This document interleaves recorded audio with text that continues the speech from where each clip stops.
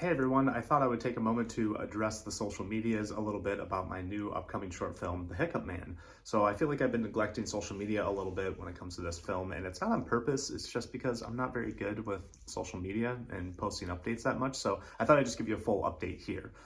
First off, the film is completely shot, it looks amazing, it sounds amazing, and I'm just really deep in the editing process right now.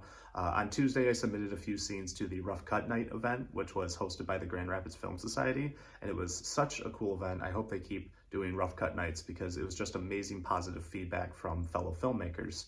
As for things you can look forward to, I am trying to release a poster for the film within the next week or two, so you can sort of get a little bit of a teaser of what to expect. And then after that, within the next 3 weeks, I would love to release a trailer. And so those are my goals coming up. But I just wanted to get you guys as excited about this film as I am. I'm so pumped, guys. It looks so good.